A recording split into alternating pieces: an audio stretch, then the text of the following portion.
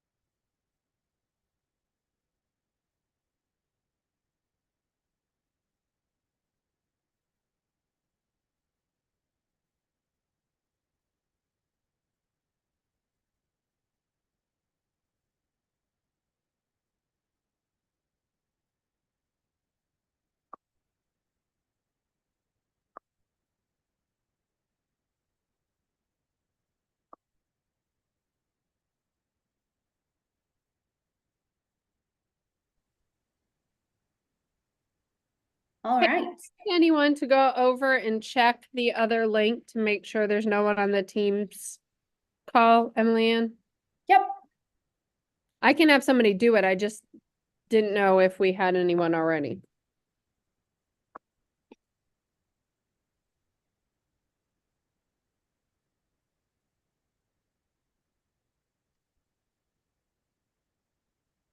I think we are all set, but I'll keep an eye out. Okay, great. Well, we are so thrilled to kick off this third session with you all on the Chronic Absenteeism Task Force. As a reminder, we are currently live, so welcome to everyone in YouTube land. We are thrilled to have you joining us as well. And as always, this will be shared out along with other resources covered today so that you can rewatch or share with colleagues that weren't able to tune in today. So Superintendent Coons, I'm going to kick it off over to you. Yeah, really appreciate the opportunity to have everyone back together again. We recently sent out all of the recordings, links, recommended discussion questions for school divisions, both on transportation and on parent engagement. Had a great conversation with Southwest Virginia last night, reminding them of those resources. So would appreciate everybody spreading the word about how we can have these great conversations. We can talk about some tools, whether it's transportation analysis, whether it's some of those comprehensive plans around parent engagement and strategies. I think it's important to ask those of you who are on this call connected to other school leaders, other school division superintendents, to help spread the word about how these resources are valuable and can be used. Because we want the opportunity and the conversations that we have here to be able to spread to conversations in local school divisions. What we're trying to do here is give broad swath opportunities, engagement, strategies that can be adapted and personalized, but we want the school divisions across the state to have that same opportunity to have the same conversations, have the same discussions, and say, you know what, that resource would be great for us, or that resource made us think about this that we could use in this way. So we really appreciate the opportunity to have these conversations, to be live on YouTube.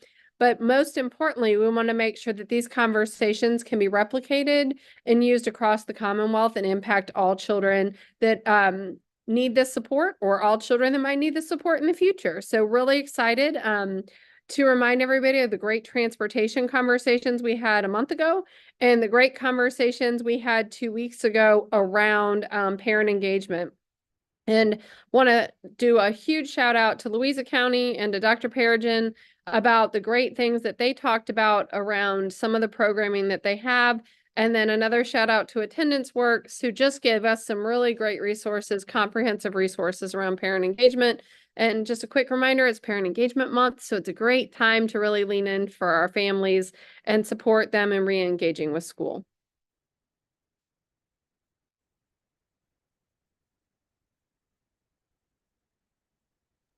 I think before we jump in for today, any reactions from those of you on the ground in the field as to how any of those preliminary resources or the prior discussions have been going with your teams or larger community, since you represent all of the superintendent regions?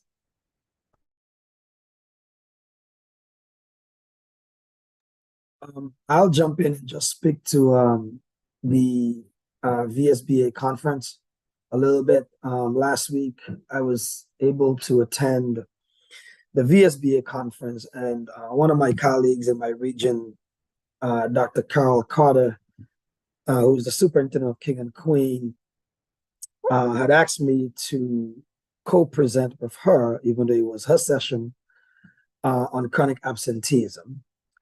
Breakout session during the VSBA conference. And I was able to join her. We had a pretty big room, standing room only. And she went through and touched base on her presentation. And what I did was I gave all of the people in the room, to include board members, superintendents, etc., really a breakdown on the last two meetings that we've had on this committee, and really shared some of the resources that we talked about. I was able to point them to the website so they could access those resources, and really just talk about some of the high leverage things that we discuss around transportation, and particularly around parent engagement. Had to spend some time, clarifying, some miscommunication that might be out there along what's being said. And I thought it was a really good session. So I would say anytime we have an opportunity to attend either one of those conferences, I know our next session is going to be around in January for the combined VAS and VASPO conference in Richmond at the Marriott. I would say that if we have an opportunity to be able to maybe get on the agenda to talk about what we're doing with this particular group, I think that would be prudent and very beneficial to get the word out. But rest assured, when I get the opportunity, as I did last week, I was able to kind of talk about the resources that we have and share it and point people where to go for it.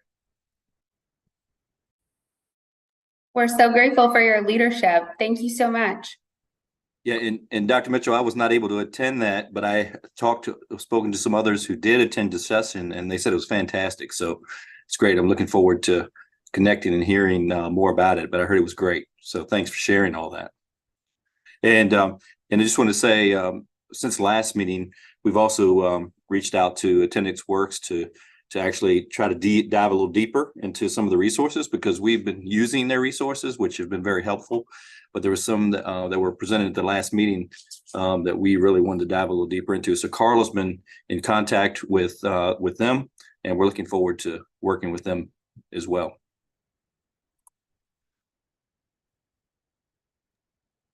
That's really great. So Doug, you guys reached directly out to Attendance Works, and that's something all school divisions across the state could do to get additional resources and support? Yes, that's certainly our understanding, because Carla's been working with them. Yes. Great.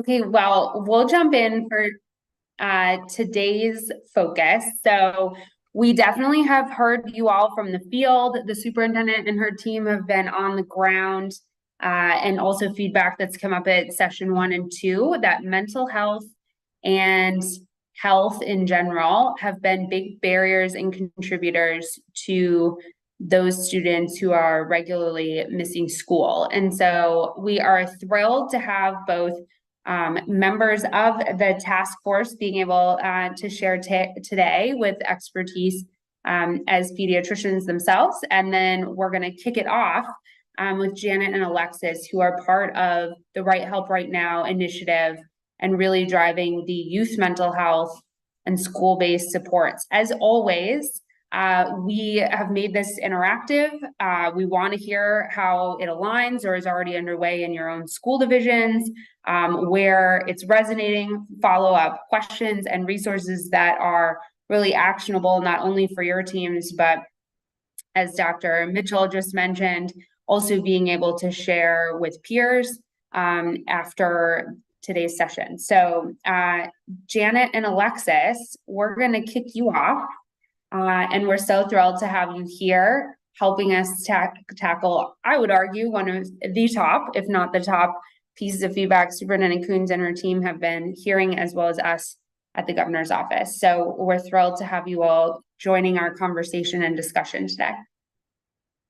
Well, thank you, Emily Ann. I'm Janet Kelly. I'm the Special Advisor for Children and Families to the Governor. And Dr. Alexis Aplaska is also here today, and she's going to be going after I do talk for a little bit. And just want to say thank you. First of all, thank you, Superintendent Coons, for taking the task force on and this effort on, and for all that you've done to really lift the hood and see what we can do together to improve attendance and learning loss and literacy. You're to be commended for that, members of the task force as well.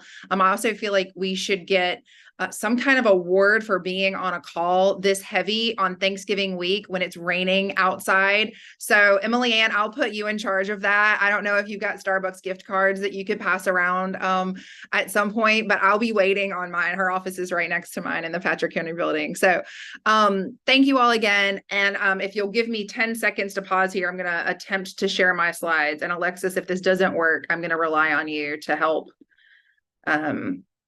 make sure that I'm at the right place. So can you all see this?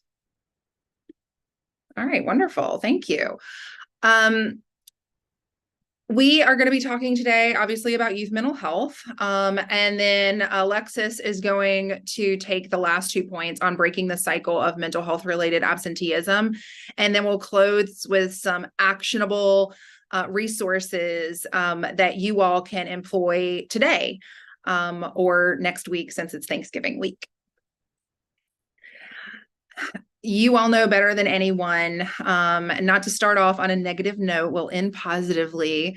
But the kids have been telling us for a while that they are not okay. If you view behavior as a need, then they've been telling us for a while that they're not okay. And I'm not going to read every single stat on this board, but you all can see a real shift in hopelessness, in difficulty accessing services. The stat that I hate the most is that suicide is the leading cause of death, second leading cause of death for 10 to 14-year-olds. And then you see it kind of come out sideways in high school with some risky behaviors.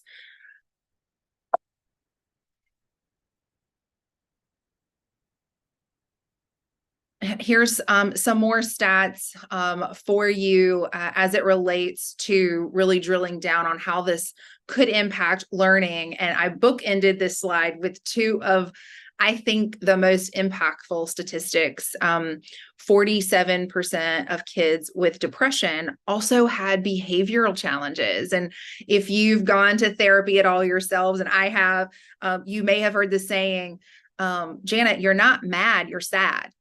Or you're not sad, you're mad. And those are kind of interchangeable. And it is true. We see things, that sideways energy come out in ways that, as adults, we have the capability of self-control and executive function. Our brains are fully developed. But with kiddos, they don't always have the benefit of that at a young age. So I'll just pause here and let you all decide which stat you're going to hold on to from this presentation.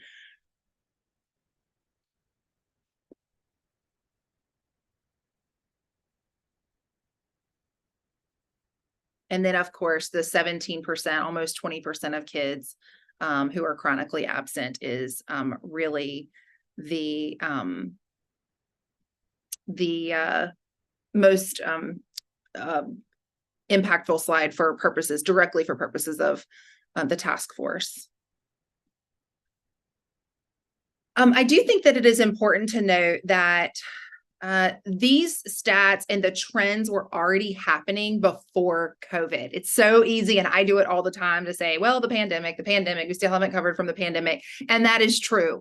And it is also true that the fire was already going, and it wasn't a little Kindle fire. It was a roaring fire before COVID. And then COVID just dumped an entire ton of gasoline on what was already really a brewing problem. It did change adolescents' relationship with social media. In some respects, it was good because those social connections were maintained. But what may have kept them connected during COVID online is keeping them disconnected in person now that COVID is over, now that the pandemic is over. We can't ignore the loss of caregivers and also the increased psychiatric symptoms. I want to spend just a second talking through the social media, the last point on the preceding slide. If you look at absenteeism and even learning loss, sort of high level, and then you drill down to those contributing factors and root causes, certainly mental health challenges would be one of those contributing factors. We don't have a lot of data on how much of a contributing factor mental health challenges are, but based on the stats that you've seen, you can develop some relationships and decent assumptions there. And then if you go a little layer, a level lower, and you ask yourself, well, what is contributing? What is the main driver of mental health challenges in youth? I don't want to spend a lot of time on this, but it's something that we have been tackling here in the office and expect to see more work on this in the coming months, is the impact that social media is having on kids. I want to pause for a minute and ask you all to rewind to your middle school or high school days. So 16-year-old Emily Ann, 13-year-old Superintendent Coons, what did you spend 4.7 hours a day doing? Not sleeping, not school day itself. Oh, I am pretty sure I was out with my friends somewhere outside with my friends, hanging out in some way, shape, or form. Younger than middle school, I was hanging upside down from trees and getting yelled at to come back inside. But in middle school, I was sure I was hanging out with friends. Emily Ann, and anyone else on the call want to? I must confess, 13-year-old or 16-year-old Emily Ann was definitely texting 4 hours a day. I had that sweet slider and I was probably outside, but texting my little thumbs off. Not quite the same age range. I was going to say, she's giving away her age, and I definitely should have picked someone else because that is the wrong answer. And it's a miracle that you made it to be Deputy Secretary of Education if that's what you were doing. Just kidding. I'll jump in. Oh, go ahead, please. I am not that age range. I was either hanging with my friends or doing something with my brothers, That's like amazing. family stuff, right? Amazing. Anybody else? The point is, of course, that you probably didn't have your face 12 inches from a screen, unless you were Emily Ann. 4.7 hours a day. 33 hours a week. That's the average. Some kids are more. And I don't want to be dramatic, but I don't think that this can be over dramatized. This is has enormous impacts, not just on mental health, but as you see in the second point on physical health. A lot of the data that Alexis brings to us shows that the kids staying up so late the night before on social media is really a driver. When they looked at kids, they looked at their phones, unfortunately, for suicide attempts or even suicides that were successful, and they noticed a pattern of staying up really, really late online leading up to the event. And so we know that it causes decreases in academic performance and cognitive function. There are a ton of studies out on this if you want to dig deeper, but the conglomeration of studies that just came out showed 90% of them, the association between it. And then, of course, this MIT study I think that the number was a 20% increase in anxiety once Facebook was available to the whole campus. 20% increase in anxiety. And so again, I don't want to be dramatic. I don't want to spend too much time on social media, but as we're talking about the drivers of mental health and mental health being a driver for chronic absenteeism, I think it would be a mistake to not at least spend a significant amount of time thinking through this once we're off the call. Also, you all know that U.S. Surgeon General has, oh yes, of course. Can I pop in for a second? I think it's an interesting conversation nationally about another piece of this social media, because this play-based childhood that Michelle and I talked about versus this phone-based childhood.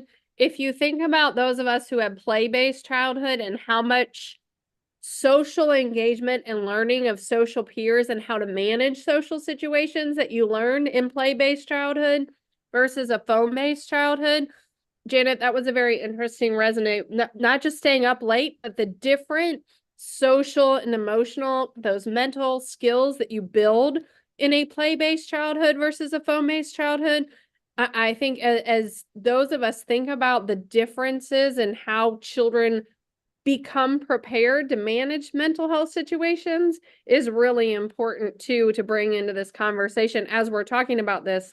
I think that's a critical component of the mental health piece.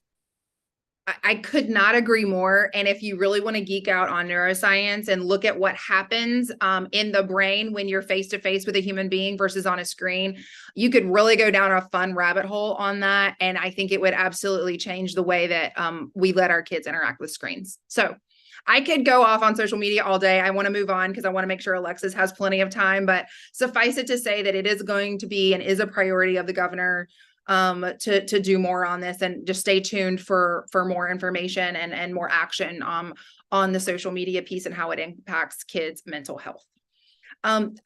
Superintendent Coons, what you said a minute ago really also is a great transition to the next slide, which is how we build that resilience. We know that play builds that resilience because we know it's just different than what you get on a screen. And then another thing that builds resilience and resilient. I know everyone knows what that word means, but what I mean by that is the ability to cope with life, the ability to show up at school and do what you're supposed to do and do what is asked of you.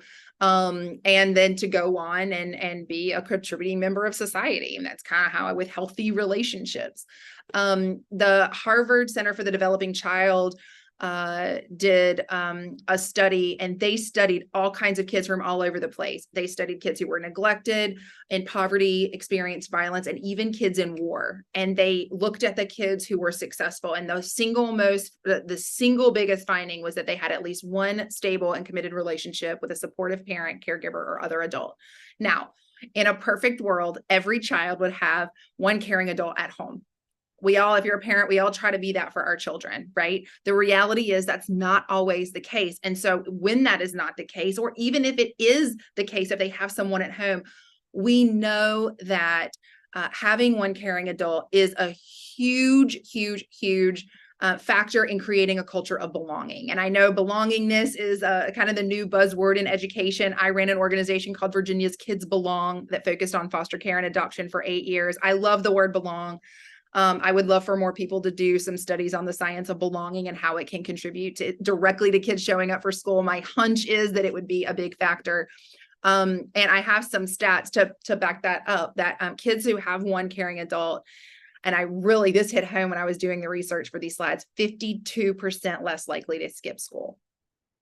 46% less likely to use drugs, and 33% less likely to hit someone, which, as we know, is a major factor in kids getting suspended or asked to leave school, which contributes to the absenteeism rates. And so I will just say this, I've thrown a lot of stats at you, and I'll just share a story of a kiddo I know who's 13 and in public schools in Virginia. And he has struggled for the last few years with, he's been kicked out of some schools. He's been kicked out of some programs during COVID. He became addicted to screens and has really struggled being integrated into a school that learns on screens. He has really struggled with his academic performance. He's not performing up to potential on those things either. But I'll tell you what he does have. He has several teachers at his school who absolutely delight in him and adore him and see the good. We always talk about the strengths-based approach.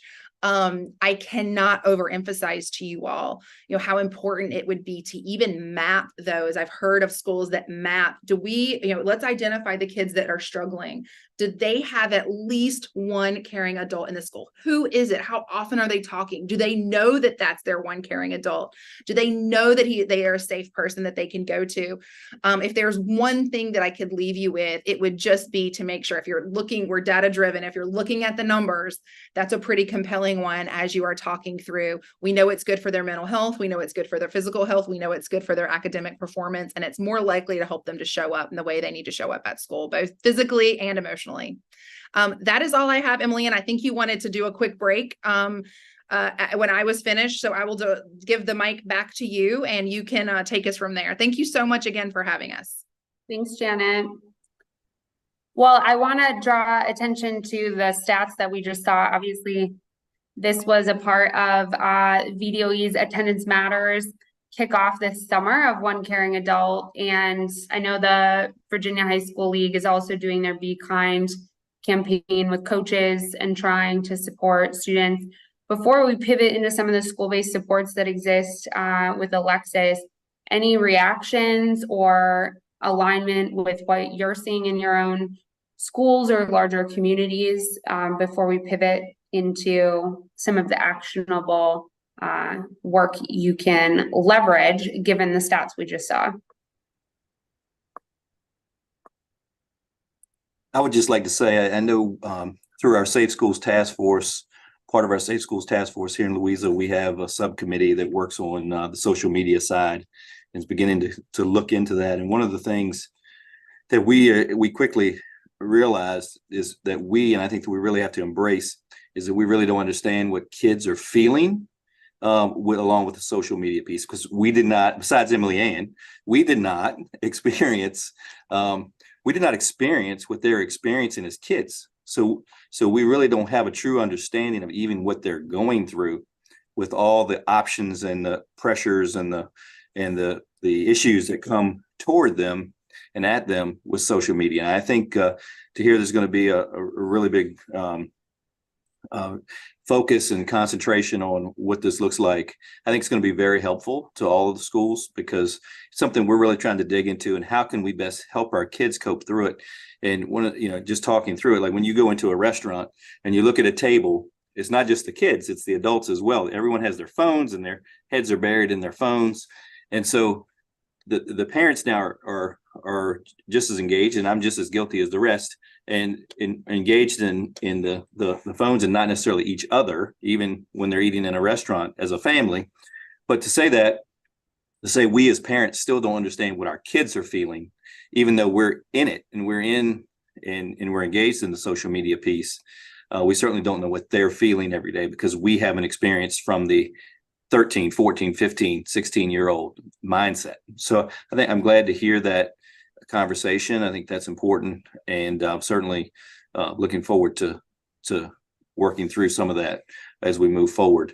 And then the other piece, one of the things I was going to say, just the one caring adult, one of the things that we've done, and our staff really likes it, is coming from a little bit different angle, is asking our staff at the middle school level and high school level, who go through this list of kids, all the students in the school, and check off those that you really feel like you have a close relationship with in the school, to see if there are any students that end up with no check by their name. Mm-hmm. And then we go back into looking at how to embrace those students without a check, and how do we go about making sure that they have someone in this building that they can be close to. So that was something I was looking at the stats there, and it really resonated back in what we had done with that. And it made me think about how important it is that we continue to do that. And I appreciate you sharing that. That was great.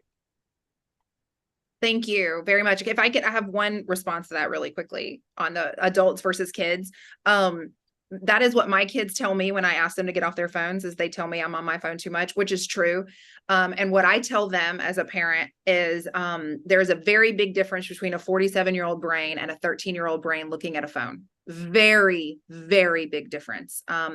And secondly, I am working most of the time, too much, admittedly, on my phone, which may be its own addiction. I'm vulnerable enough to admit that. But using it for work or coordinating carpools or soccer games is very different. I could be on my phone 4.7 hours a day. They're on social media being amused. And I took Latin in high school. Amuse means to not think. That is what their brains are doing for 4.7 hours a day. So I just feel like that is important. And again, back to how that impacts mental health. Imagine not thinking for 5 hours when you get home, and then you are staying up late, not thinking, and then you're expected to get up and perform the next day at school. And it's really training their brains to not be able to do hard things. So I will end it there. You can tell I could talk about this all day, because I really think that it is a huge driver for mental health challenges and therefore absenteeism. Anybody else? Yeah, thank you both for sharing. We threw in the chat. Does anyone else have approaches? You can either come off mute or throw them in the chat, and we'll make sure it's part of our resources to share out of what you're doing around this one caring adult. Or Superintendent Kuhn, since you have this as part of your back to school effort. I think I just want to reiterate that it's not just amusing and their brain turning off and not doing hard things. They're not communicating. And so as we think about mental health, and as we think about them being able to be resilient and solve their own challenges, let's just remember that on the phone means I could be engaging with humans. I could be having conversations. I could be developing my concept of self. I could be learning to be resilient and have difficult conversations, but instead I am disconnected into media. And that inability to have practice in those situations is tremendously important. And we had a couple of conversations at some literacy events with different stakeholders about the lack, Janet, to your point of families all being on their phones, not engaging, not having conversations, not having language development, but there's a whole lot of downstream impact for that. So I think thinking about ways, I've heard a lot of schools pulling phones out and actually teaching children to work without their phone, and restating that in a way that is different than how we have asked children to use their phone to check on the internet for that answer and things. Like, how do we think differently in our classrooms and with our teachers about using phones and not using phones, right? And how do we think about that? And what are we modeling not only at home, but what are we also modeling in classrooms when the teachers say, get out your cell phone and check out this answer? Like, right, we're reinforcing that as a tool when what our children are using is not as a tool. So how do we think about those kinds of things a little bit differently? And I do think there's some parent opportunities for us to talk about this. So what I was going to say off of what Dr. Straley said, this is Chip from Cumberland, is one of the things, I mean, we're a smaller division, but one of the things their elementary, middle, and high school are doing is, you know, when we're talking about social media and the caring adult and so forth, we're working with a group called One Book, where across the division, our families will read one book. And we're in the process of picking that book, and just to increase the love of literacy across families and so forth, and get where families are talking, you know, about a book instead of using social media and so forth. So we're in the process now of selecting the book and hope to get that launched before the holidays. So just to work on the family engagement and to work on families actually talking without the use of social media. So it's a work in progress. We'll see. Chip, Yeah, we've done something similar, Chip. And when we send the book home for the family, there's a QR code, and there are activities provided to the family so that, and it's not extra time. It's, you can talk about this book when you're cooking, and we give the activity. When you're doing bath time, you can talk about this book. When you're driving in the car, you can talk about this book. So it adds, like you said, to that family time, but it's not anything extra because you're already cooking and bathing your child and driving them in the car. And so we've seen some real family engagement along with that. So I'm going to jump in a little bit and kind of talk a little bit about the one caring adult and connected with that of chronic absenteeism in terms of a program that we did. We don't have it here, but when I was a principal a few years ago in Fairfax County, in the Mount Vernon Woods community, we had worked with one of the schools in the pyramid at Riverside Elementary, and we have a parent ambassador program. And what that was we know we have kids who miss school. So they need a caring adult if their parents are not home to get them to school. So within our school community, because it was really more of sort of like an apartment complex community, we had a group of parents who really volunteered their time to really be at the bus stops. And what they did was they made sure that the bus drivers were set up for success because they got the kids lined up by grade levels so they can then get on the bus, get seated, and get to school on time. Now, the connection to that is you have the one caring adult who may not necessarily be a parent through this ambassador program that's worked. They work side by side with the school to get the kids on the bus. But what they do with that chronic absenteeism is they can tell right away, hey, where's Chip? He's not in school. Where's Lisa? I don't see Lisa on the line. So does somebody know about Lisa? And then you find out, oh, yeah, I just saw Lisa. She's upstairs. And so right then and there, you could make a quick sort of like a dipstick from that parent to really see who's on the bus, who's on their way to school. And it's just a way to connect other parents to other families. Because again, I'm from the Caribbean, everybody knows each other where I grew up and everybody look after each other. And so if I didn't get on that, bus to go to school, every single parent at the bus stop knew. So my parents knew right away I didn't get there. And I think it's something that we try to incorporate when I was in Fairfax prior to taking this job, is really create this ambassador program where we had those parents really sort of like self-policing the bus stop, but also keeping an eye on other children for other parents so they can get kids to school. So I kind of spoke about that last week at the VSBA conference, and a lot of parents were really a lot of the people in the room, superintendent, board members, really connected with that idea and said that they would share it with their their principals and their district. So just something to kind of bridge that caring adult and chronic absenteeism and getting kids to school. Those are all great. Well, Alexis, can you carry us forward? I know we've got a lot of great resources that folks can tap into in their school divisions and community through the Right Help Right Now initiative. So love to tee you up. Thank you. And thank you for inviting us. I'm Alexis Aplaska. I serve as the Chief Clinical Officer for the Virginia Department of Behavioral Health and Developmental Services. I'm also the Senior Clinical Advisor to the Governor's Right Help Right Now Behavioral Health Transformation Plan. And by background, I cannot share enough my excitement because this area and intersection that we're talking about today is probably the most near and dear to my heart. Professionally, I'm a pediatrician, an adult psychiatrist, and a child and adolescent psychiatrist, and I've worked extensively with kids who refuse to go to school, avoid school, come home from school, present with the most amazing symptoms that only kids can manifest to get their needs met or have their voices heard because they don't have all of the words and feelings to describe them. So I want to talk briefly in this next section about a common pattern that we see with mental health related absenteeism. So if you go to the next slide. So this is a cognitive behavioral therapy approach, and I promise that's the only psychobabble I'll use today, at looking at the problem. This is a common pattern of starting with the behavior that is problematic. And in this case, it is the absenteeism. So kids can stay very fixed in their mind that they're not going to school, I'm not going to try, or if you make me go to school, I'm going to try to get sent home. And they're usually pretty successful.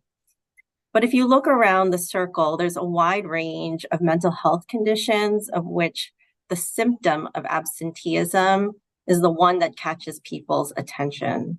So in the youth I've worked with who have school avoidance or school refusal, these clouds represent some of the most common underlying diagnoses: depression, anxiety, learning disorders, ADHD, substance use, trauma. And what happens is that youth get stuck, and we all do at some point, in this endless cycle of their feelings and their thoughts, where they might never catch up in school, or nobody cares if they show up or not. And they reinforce, because nobody likes to be wrong, they continue to prove themselves right over and over again. And then their feelings of depression or anxiety or their trauma get reinforced and stronger. And so to break that cycle, you have to have some insight to some of the root causes, because not all absenteeism is from the same reasons. If you go to the next slide. That's me.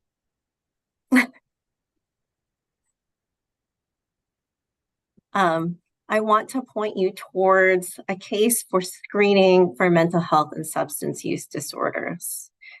So we know that absenteeism may be a symptom of a mental health or substance use disorder issue.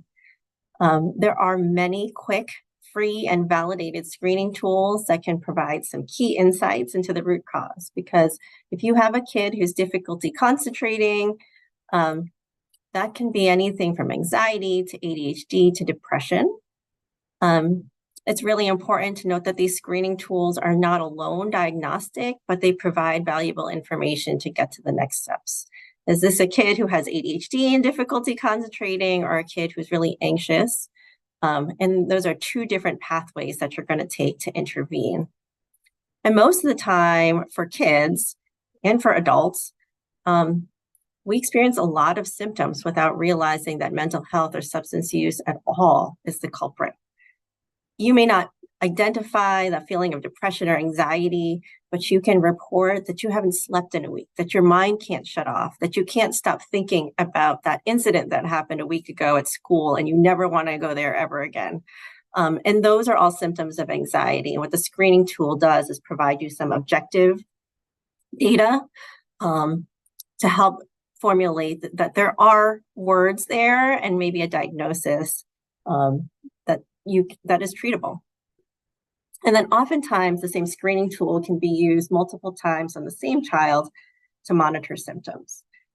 So it is a way to be objective, because feeling depressed or feeling anxious can feel like that for a long time, but you might notice this kid has a little bit more energy than they used to, even if they continue to feel sad. And that is a symptom of improvement. So next slide. This is really just to show that there is an array of mental health and substance use disorder interventions that can be provided for a child who's identified with a mental health or substance use need. Everything from positive mental health promotion all the way through more intensive supports. And the emphasis here is not that what we're looking for most kids is this intensive psychiatric care. Most of the time, they don't need to see me. They need someone to talk to. They need someone to help them feel connected to where they belong. They need to feel a sense of achievement, of purpose. They need to get motivated to do something, because even before they see me, engagement is really key. So a lot of what you do when you see a therapist or you see a psychiatrist or child sees a psychiatrist is try to get them to help themselves. And that's where the community piece really plays in. And so in the next slide, the way we break this cycle is giving extra weight to the positive activities and thoughts to outweigh the negative activities. Those symptoms of depression, anxiety are so strong and reinforcing that usually I tell kids and families that I need 2 positive things. I did 2 positive things today that happened for every 1 negative thing that you're going to perseverate on. So those things are really there. They still might sit alone at lunch. They might still get in trouble or talk back to a teacher, and they'll try to forget that they actually stayed in school the whole day, and that should be something to be celebrated. Or that they participated fully in a class that they love, like art, or they signed up to do something outside and peripheral to the school that keeps them engaged. And so by breaking that cycle over and over again, you will see a change in pattern of the chronic absenteeism and behavior.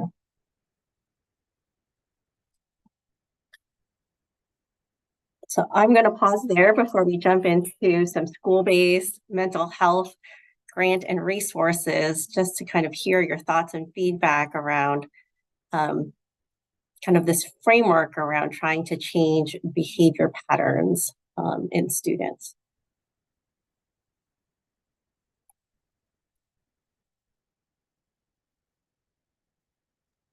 Are those kinds of thoughts and feelings that you've heard people say and kids say before?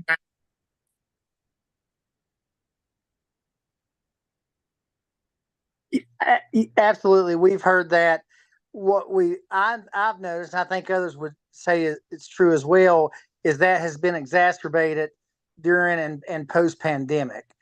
Not only for the students we serve, but also for some members of our staff as well.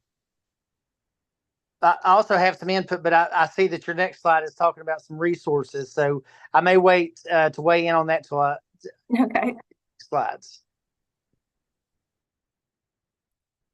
I will say, sometimes it is very isolating when you have depression and anxiety and you think you're the only one that this impacts. I have 2 kids in elementary school, and I will say since the start of this task force, I've received more communication about my child's attendance than I ever had. And I've never known that, my kid being out one day times 20 kids being out one day really makes a big impact to the classroom environment, the learning. And so that level of awareness is really, really helpful, that they're not alone and they realize that, I'm not the only kid that's struggling in this way. Alexis, I just want to reinforce the shout out to our superintendents who've been working on this all year since August. So I'm really proud that is having impact. It is. It is a really positive impact, I think. Makes you think twice about taking the day off before Thanksgiving or, taking 2 days extra at the end of, already planned school breaks. So. All right, Alexis, we'll tee us up. All right. What tools do you have for us? All right. So moving into school-based mental health, there are 2 major initiatives impacting Virginia's youth, the All In Virginia Plan and the Right Help Right Now Behavioral Health Transformation Plan of the governor. If you go to the next slide.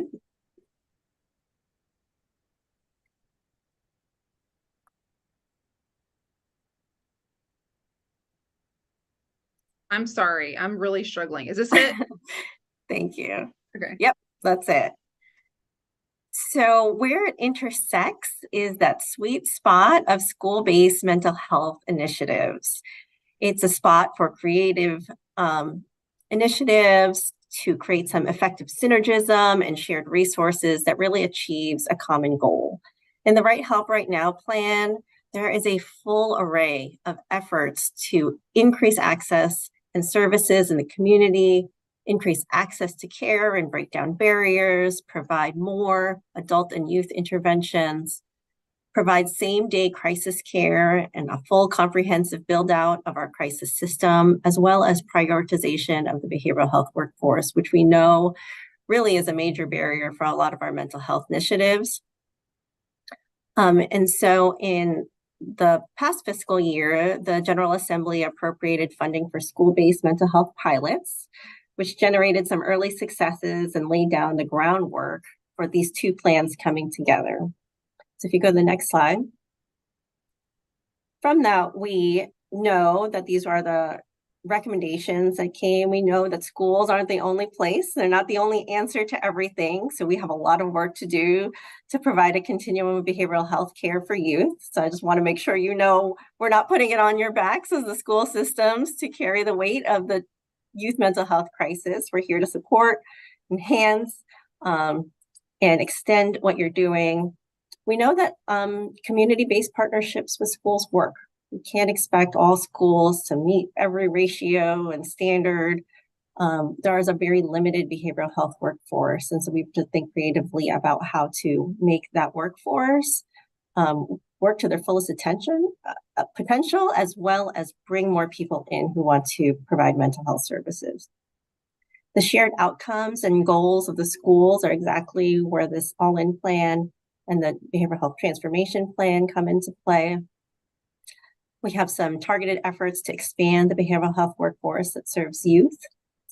And what we're seeing here is a lot more collaboration and decision-making between both Secretary of Health and Secretary of Education to create this robust synergism. So next slide.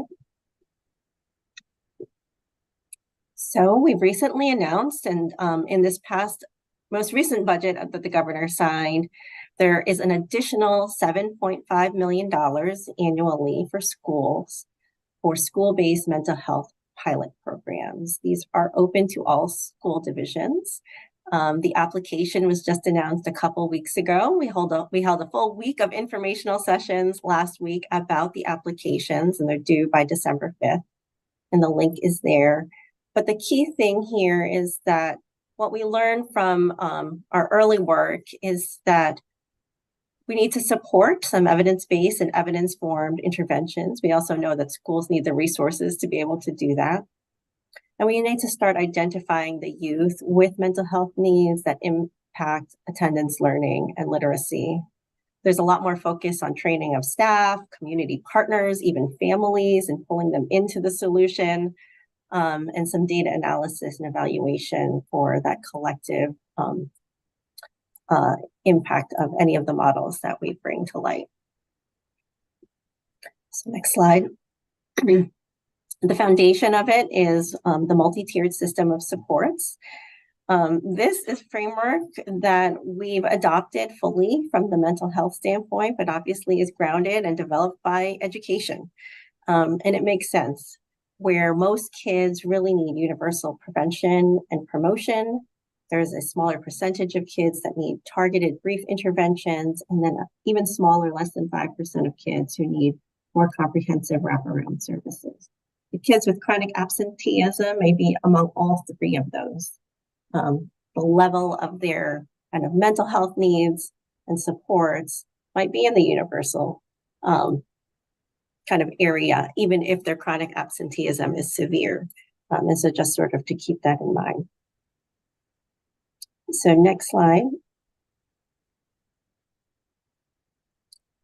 So this is an example of using these mental health pilots to meet the goals of the All-in Virginia plan. So we didn't set some, particular outcomes in the first year of what we were looking for, but certainly in this year, we want to make sure that these two are aligned. So for example, you might have choose a target population of your middle school, youth ages 11 to 13 who are chronically absent or at risk. So you don't necessarily need to wait till they're all absent. And also have a mental health or substance use disorder condition. The severity is not important. The interventions could include from this grant, both mental health interventions as well as in educational interventions. So the degree of support that you give from the education side, and who provides it can be anyone from educators to mental health providers in the community. You might have kids who might need more specific services and supports through a 504 plan or an IEP, with the end goal being fewer missed days of school, or fewer days late to school, as an example. And so we often, when we are talking about improvement in youth mental health, we're talking about symptom severity, sleep is better, concentration, energy is better. We often don't also integrate those developmental milestones that are really important in childhood for them to attain. And that's the big difference between youth mental health in adult mental health. Youth are still working to gain something, where adults have already achieved something that they're trying to get back. And so the goal here is really to get those youth to hit those developmental milestones, and monitor how they're doing with that. Well, Alexis, this sounds like a really great opportunity, and I'd love to pause to pull in. Obviously, we have so many leaders here. So this grant deadline is quickly approaching. And so obviously for those tuning in, those who are here today, what are your thoughts on immediate next steps? Obviously, we have a holiday quickly coming around the corner, but want to make sure that school divisions are aware and jumping at this opportunity to support their youth. So I'd love to open it up on some of the thoughts you have. Keith, I see you unmuted if you want to hop in there. Yeah, absolutely. So I think it's great. I think the pilot and the grant and providing the one-time all-in money is awesome. I also think that again, this is my opinion, but I think the greatest crisis that public education currently has, the two greatest crises, are dealing with student mental health and chronic absenteeism. However, there is no sustained funding for either of those in the state budget. And so it's great that we have all-in funding, and it's great that we have these one-time grant fundings.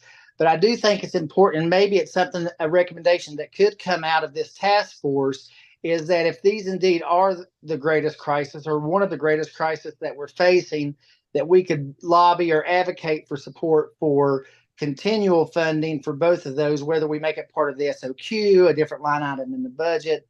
I think that might be something that this task force might consider.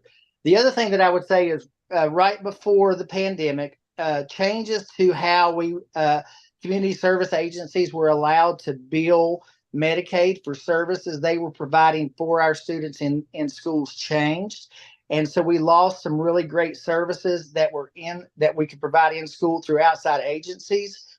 Obviously, because we received some ESSER funds through the pandemic, we were able to supplant and replace those services, even though the community service agencies couldn't provide them. However, I think we all also know that in September of 24, those funds run dry. And so when that happens, the way that we have supplanted those very useful mental health services are going to be gone too. And so maybe another recommendation that could come from this task force is that the Secretary of Ed work with the Secretary of Health and Human Resources to work with Medicaid billing to make sure that our students, families do have access to those very important and valuable resources for mental health. And this is Chip from Cumberland. I echo everything that Dr. Pearson just said. I think it's great about the all-in funding. I think it's great about the grant that opens up on December 5th. My concern with that is that and unless I'm mistaken about this, the funds they stop June 30th. So you work with these partners and you get things in place, and then all of a sudden you have this pot of money, and then how do you sustain it and so forth. And I sit on their local CPMT where we do the funding, the recommendations that come from FAP. And one of the conversations we just had yesterday is there are a couple students that need services, but they're non-mandated services. So who pays the bill? And I think it's a sad situation when you think about that a child needs something, and then you're worried about who's going to pay the bill. So, and I heard, earlier that it's not always up to the school, but when you're in the rural areas, it almost is up to the school, because the accessibility to get to Richmond, to get to Charlottesville, to get to Farmville, it can be 45 minutes plus for some families that don't have the resources to get there. So I agree that mental health and chronic absenteeism, they all go together. And it falls on the back of the schools to make sure that the services are in place, but yet there's not always funding to help us do that. So I just want to, since it was mentioned twice, the 7.5 million for the school-based mental health pilots is annual. It has been made annual in this last budget. So the first round was one time. Yeah, I don't think that's been made clear, because we even met with partners that said the funding went away in June. So So it's annual Yeah, funding. what I part of would the- say is 7.5 million enough for two, how many millions or the total number of students we have in the Commonwealth that are dealing with that issue. And that's not a criticism or whining or complaint. I think that's a very potential and positive action item that this task force could recommend to the General Assembly is, yeah, these are great first steps and it's great one-time money and 7 million annually is great too. But is that enough? And should we be doing more? Certainly, we have 2 million kids in the Commonwealth, so.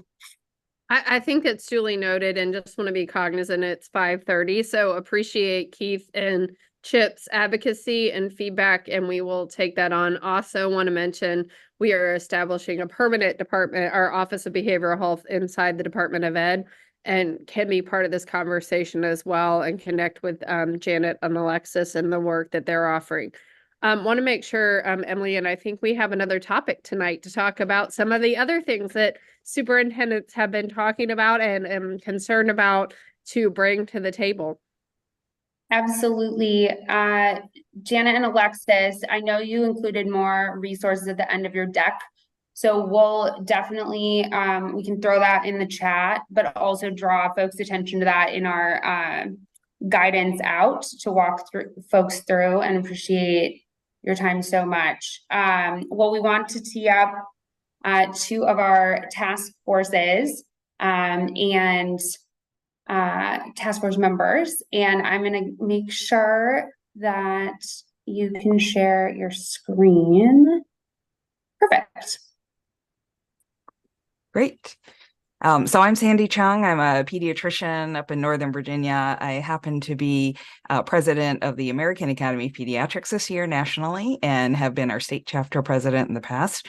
And with me is Dr. John Farrell, who's also a pediatrician who leads our school health task force at our state chapter. So we'll both be talking a little bit about the role of pediatricians, family physicians, our nurse practitioners and PAs, basically the healthcare workforce that takes care of the same kids that you all are taking care of, and how can we work together.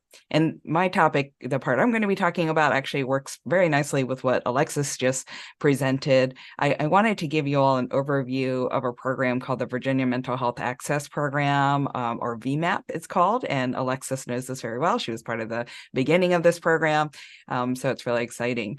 But first, just an overview, not anything to surprise you all here about, but the American Academy of Pediatrics, the American Academy of Child and Adolescent Psychiatry, and the Children's Hospital Association, we all declared a national emergency in child and adolescent mental health 2 years ago now. Then a year later, we renewed that declaration, and actually just a month ago, we have renewed it once more because, as we all know, it's not over yet and there's still more to do. Sadly, suicide is the second leading cause of death for young people ages 10 to 24 years of age. And during the pandemic, we definitely saw this go up. And so emergency room visits for mental health issues went up during the pandemic, even though other reasons for going to the ER went down for kids, mental health reasons went way up. And over the last several years, this is from the CDC, and you can see that the trends for our young people in high school, their feelings of sadness or hopelessness, even thinking about suicide, maybe making a plan, or even trying to commit suicide, has been going up over the last several years. And it's not new. So this graph here, you can see, goes back to 2009 and ends at 2019, so before the pandemic. So even before the pandemic, we were seeing an increase in needs for mental health in our young people. So there's a lot of work to do, as we all know. So what about in Virginia? We've had almost 20% of our kids have a major depressive episode. Many of them have not gotten mental health care. And of those who got mental health care, only about a third of them got consistent treatment. And when we did our Virginia, as you all know, we do the Virginia School Survey, and the last one in 2022 showed that 40% of our high schoolers have felt sad or hopeless over the last 2 weeks. 10% of our middle schoolers and 13% of our high schoolers have gotten so sad that they have actually thought about killing themselves, and then over 50% had made a plan. And why are we in this situation? That's been said a few times already, but we don't have enough mental health providers. We don't have enough people. Virginia actually ranks 48th lowest in the country for the access to mental health conditions for our young people, 39th lowest for the number of psychiatrists, psychologists, and other mental health providers for our youth, with only 4 counties having enough child and adolescent psychiatrists. I don't know if you've ever seen this map before, but this is from the American Academy of Child and Adolescent Psychiatrists. And the green counties have enough psychiatrists for the number of children in their counties. The yellow ones, there's a high shortage. The orange ones, there's a severe shortage. And the red ones, there's no child and adolescent psychiatrist at all. So some of you already mentioned that, in order to get care, our young people have to go very far away. Telehealth can help with some of that, but it's not the answer for all of that. And even if with telehealth, one child psychiatrist can only see so many patients. So telehealth helps to expand their reach, but it doesn't make more of them. Then, of course, with the pandemic, with social isolation, loneliness, all the things that we all know happened over the pandemic, things got more challenging for all of our young people. I'm not going to spend too much time on these slides. Hopefully, most of it is a review for you all. But we did ask our pediatricians during the pandemic, are you seeing a change in your patients? And absolutely. So 90% of the pediatricians said that they've seen more kids with mental health issues in their clinics. And 62% of them said that they couldn't take care of these issues themselves. In the bar graph, it's a little small to see, but the first 2 diagnoses that are most common are anxiety and depression. And we asked them, can they find help for their patients, for their kids? Can they find help? The first one's asking, can you find a child psychiatrist? And 98% said no, they cannot find a child psychiatrist for their patients. The second was about, can you find at least other mental health providers? And 91% said no. And then the next one was, can you take care of the kids? And they said no. And then, can they even call a psychiatrist and ask for help? And the answer was no. And the reason for this is when we go through training, when I went through training in pediatrics years ago, I wasn't taught how to do a lot of this work. I had a rotation in psychiatry during my pediatrics rotation. It was almost all inpatient, and the little bit of outpatient I saw did not prepare me for managing this in a clinic situation. And so we were taught to identify if we thought a child might have depression or anxiety, but I was taught to refer. But now when you refer a child, it can take 4 to 6 months to do this. In fact, a few years ago, in 2017, before the pandemic, I had a 14-year-old young man who had bipolar disorder, and his child psychiatrist had retired. And so they called to try to get an appointment, and they couldn't get an appointment for 4 to 6 months. And then when they called my practice, their pediatrician, to say, can you refill his medications? Because it's going to be a long time before we get our appointment. We looked at them, and they were ones we weren't trained to use. And so we were uncomfortable refilling them. And at the time, Medicaid actually wouldn't pay for them if a pediatrician prescribed them. So a child psychiatrist or a psychiatrist had to prescribe them. So we said, we can't refill your medicines, but what we'll do is try to help you find an earlier appointment. So one of my nurses called and got them an appointment about 4 weeks later. So we thought we were in good shape. Unfortunately, though, during that month when he actually ran out of his medicines, and when he ran out of his medicines, his disease got out of control, and he got into a fight in a parking lot near my office. And during that fight, he actually had a gun, and he shot and he killed somebody. So that 14-year-old ended up going to juvenile justice, and that other man lost his life. And I really do think it could have been prevented, and had we been trained, if we had access to a child psychiatrist who we could have called for help, all of those things that could have been prevented for him. And then for so many kids who are waiting 4 to 6 months to see a child psychiatrist, can we do something different? pediatrics primary care, we see kids a lot. You guys see them way more than we do, but we see them a lot compared to other types of healthcare providers. And we have an opportunity to work with families from the very beginning, from the time the baby's born, through toddlerhood, through early development, all the way in early childhood until they end up going to school, and then through our school years and then our adolescent years. So we develop relationships with our families. We know them well. They know us. There's no stigma to go to your pediatrician's office. So there's an opportunity for pediatricians and family physicians to play a role in this work and to help.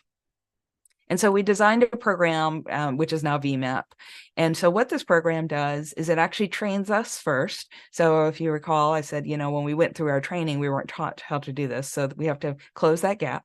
And so through various training programs, the REACH program, Project ECHO, quality improvement projects, we train providers. All the primary care providers in Virginia is who we want to train. And we've been doing this now since 2018.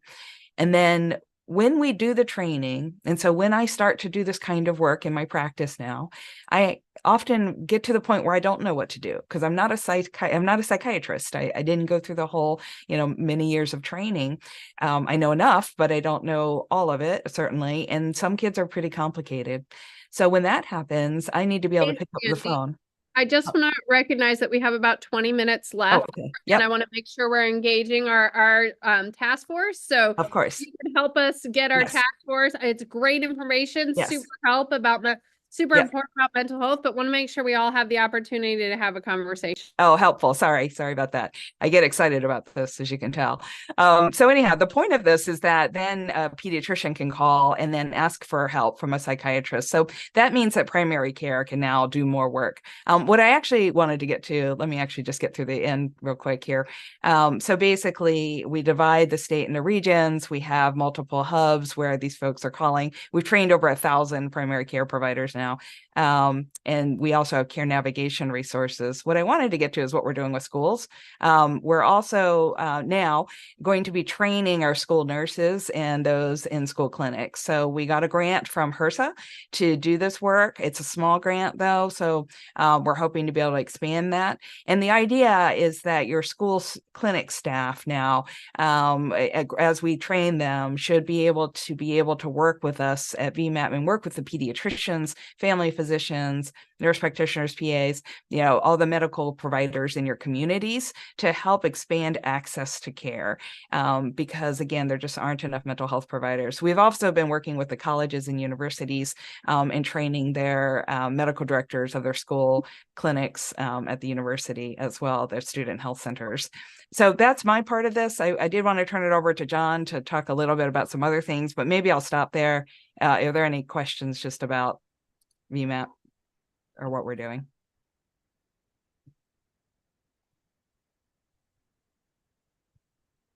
All right, great. John, do you want to go ahead?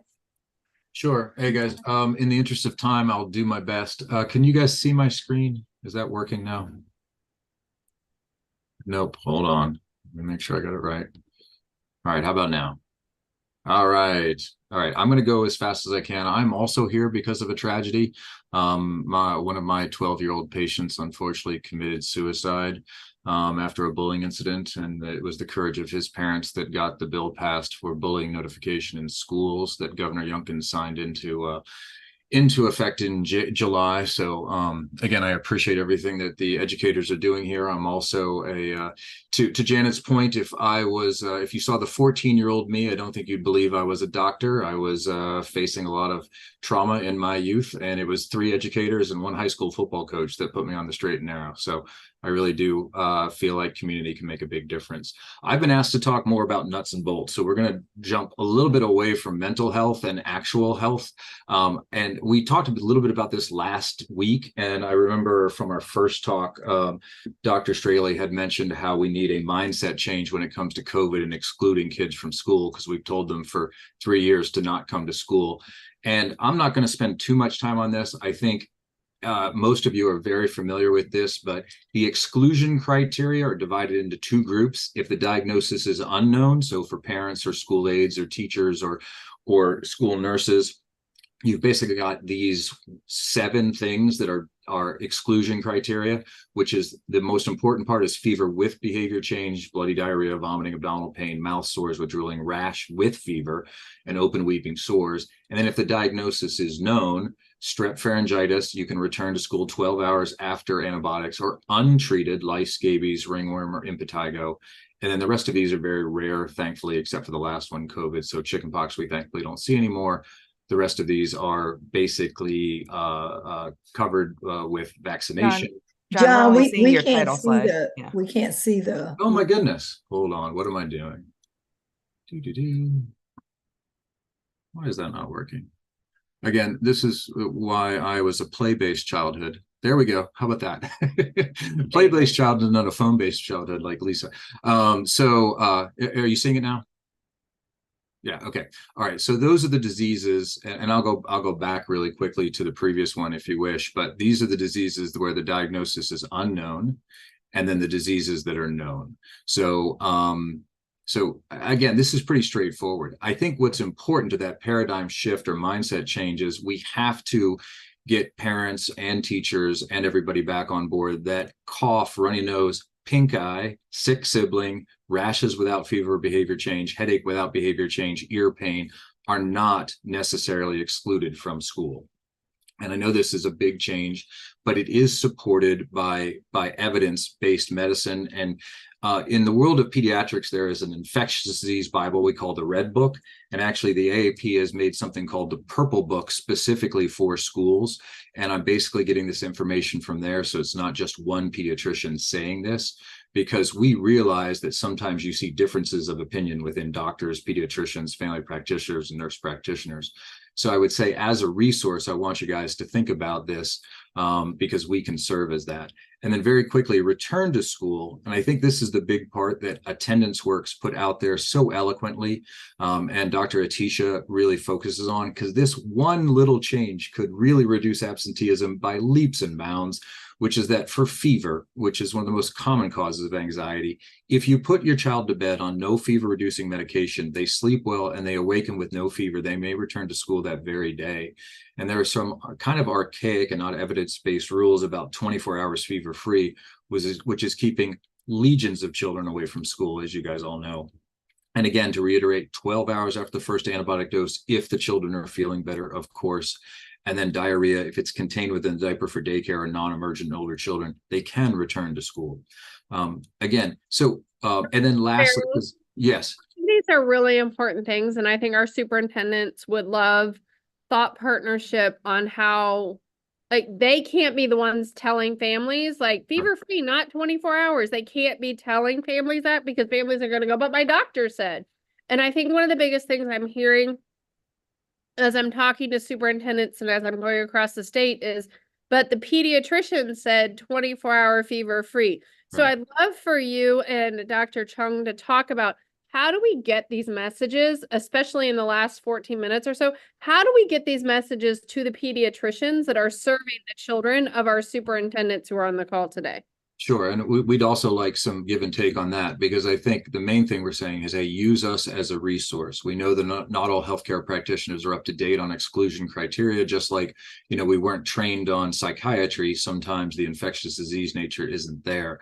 We are happy, and our school health committee has a great relationship with Virginia Department of Health school nurses and VDOE school nurses. We have been doing CME, and you know, we've each talked to a group of school nurses.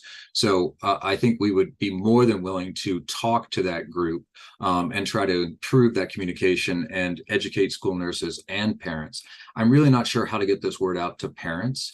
And that's where I would rely on this task force to say, hey, what can we do to change this mindset? But that's the type of information that I think we could present with some evidence-based reasons and some infectious disease backing, so that we could help them to understand why we're making these recommendations now at the end of the pandemic. So, you know, using us for continuing medical education or conference-based learning we would be more than happy to help out with that. Well, I'd love to And see. Oh, sorry, Dr. Zhang. No, I was going to say, there's a lot for us to learn too, right? So as you mentioned, not every pediatrician or family physician or PA nurse practitioner is going to say this yet. So this is a changing field for us as well. And so it's evolving. And so I think there's education that we need to do at our state chapter amongst our own members, but just wanted to throw that out there. So. Sure. Well, that is why we're so grateful to have you both on here. Chris, I want to call on you. Thanks for using the hand feature. Thank you. If a doctor prescribes 24 hours, us educating the parents, I think we have to take this to the physicians. I appreciate what you were saying, but how do we, if the parents are going to listen to the doctors, not the schools in this case. And we can get a message to the parents easy enough, but it's still what the doctor prescribed, is it not? Yeah, absolutely. Every child, of course, is going to be different, and there may be so many different factors that are guiding that decision. So I think you do have to defer to it. I do think a lot of these decisions are made outside of the doctor's realm. I know that we are consulted on probably a very small percentage of these cases. That said, from your standpoint, if you guys feel like your area, the physicians aren't following these guidelines, I think, again, you can reach out to either Sandy, myself, or the school health committee, and we'd be happy to say, hey, let's set up some type of CME with the local physicians or pediatricians to talk about exclusion criteria from school. We are more than welcome to do that. And if we can partner with Inova or Centera or someone to provide CME for those physicians, they'll show up.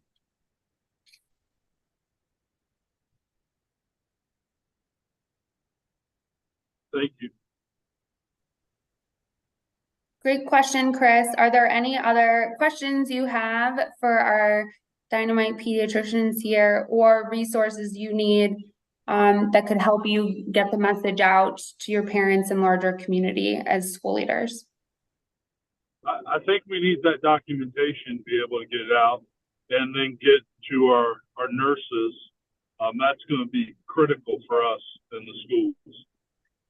And lastly, the last thing, and I don't have the technological ability to show it to you, the school health committee has been working on a communication form that is both HIPAA and FERPA compliant to try and get better communication between schools and pediatricians. Because there are so many times when I see a patient, and I did not know they were chronically absent. It's become a screening questionnaire that I use mostly because of my participation here and my time as a school health, on the school health committee. But prior to my time there, it was not something that I constantly used as a screening concern. So I will get that out. Once we have that, I'll happily forward that to you guys. I think we need to have a legal, representation take a look at it, and we're working on that. But that type of communication will be paramount so that the school nurses or the administrators can communicate back to us, because so often we get our history from one side, just like you guys do. So, so I'll forward that if I can once we get that. And let me see if I can figure out how to stop sharing my screen to go forward.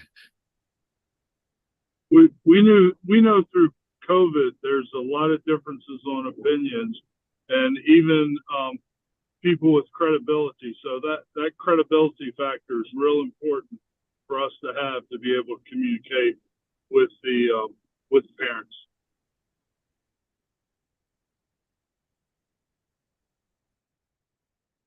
All right, there we go. We're back. Dr. Farrell, I just want to comment that communication and that lens is very helpful for us. I appreciate that.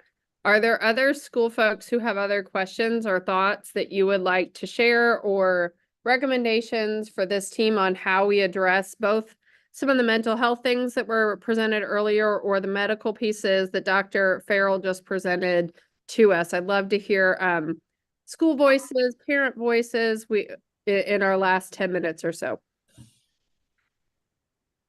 Yeah, Tian?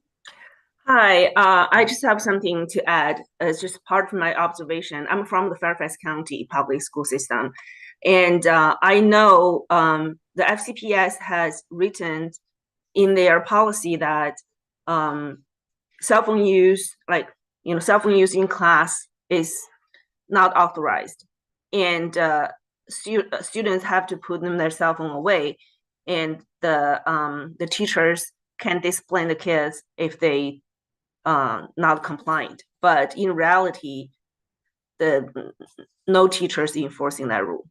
No teachers enforcing that rule. I have asked a bunch of parents, and my own kids are guilty of violating that rule. And so when I asked school, and the school said just too hard to policing it, that contribute, largely to the social media, how the social media has impact the kids' mental health. They just can't disconnect, not even in the classroom. So that's one. Two, about mental health, how the mental health impact kids, absenteeism. So my question is there any data shows that as far as the kids who are absentee from from school, are they what's the percentage of the absence was children's own decision, they chose not to go to school, or things that is more objective and they wanted to go to school but some other factors impacting them? So I'm curious where the numbers are.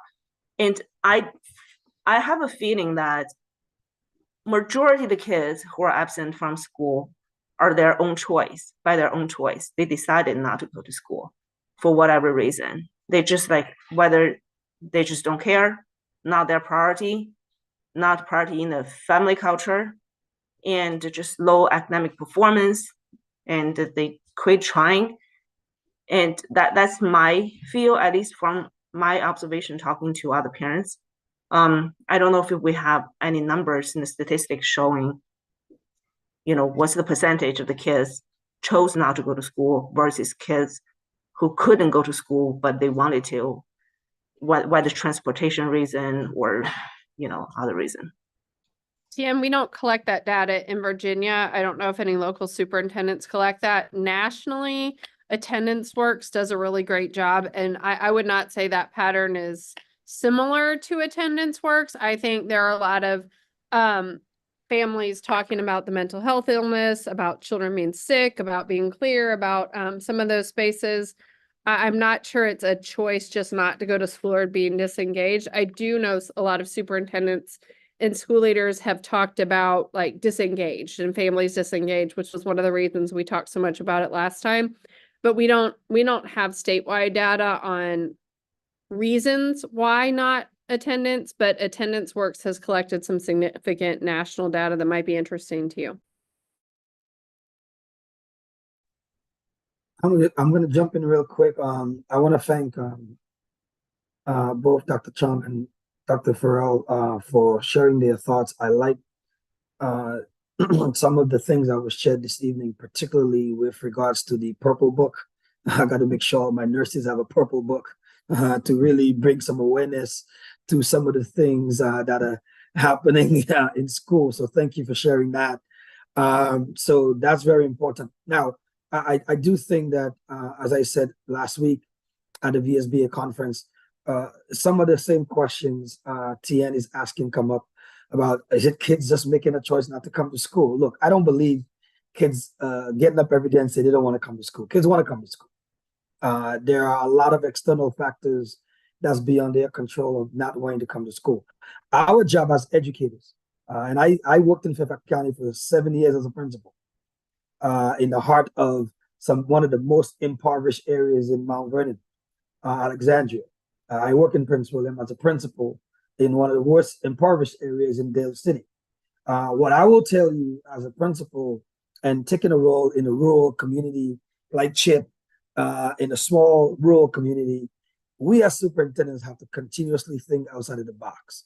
And I spoke about the idea of, look, kids sometimes they don't go to school because they miss the bus.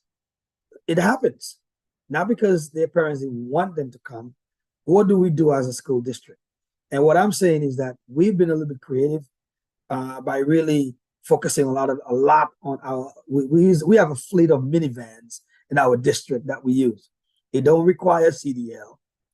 It requires just a driver, and we make rounds within our school community, because a bus ride can be in a rural community from 45 to an hour and a half to 2 hours. And so if that kid missed that bus for whatever reason, they can't get to school. So we have drivers who go back, make a second round. I can't get a bus out there, but I can get a minivan. So we look at alternative ways and try to be creative to make sure that as a school that we provide the support, provide alternative pathways, and utilize the resources that we have to try to get kids to school. Incentives are great, but ultimately, at the end of the day, it's really about having that opportunity, that resource to be able to get it. Because when I have a family or a mother who gets up at 5 a.m. to go all the way to DC to work an hour and a half and got to drive back and got to leave their babies to get up on their own to go to school, that is tough. And which is why it's important that we need to keep developing within our own school community a cadre of community parents to really help support those other children that can't get there. We got to do a better job getting to know kids within our own community and really, as a division, using any alternate means to get them to school. But I don't believe kids are really, truly making the choice not to come to school, because trust me, this is the place where they get everything they want. They get the resources, they get a meal, throughout the course of the day. We try to eliminate hunger, and really, it's a safe haven. They get everything they need in school. So thank you all for really providing the strategies. I like what was suggested. I can't wait to get the slides for both Dr. Chung and Dr. Farrell to really share with my principals to really kind of change their mindset, even if it's a conversation with the parents about, hey, I know it's only 24 hours, but if the kid don't have that fever and it's only 12 hours in and they're ready and they feel good, let's get them to school. So thank you all for sharing that. I just want to thank each of you. I think Dr. Mitchell, you closed us out better than we could possibly close out. We want all of our schools to pull from the slides and the rich conversations, to have those conversations and those insightful opportunities in their own school divisions. So Dr. Mitchell, thank you for closing us out today and sending us into the holidays. We appreciate you and appreciate everyone on the task force, and are so thankful for the opportunity to come together and continue to provide solutions together and collaborate together on how we support this work moving forward. So see you all in a couple of weeks, and take care. Thank you, Happy everyone. Thanksgiving all.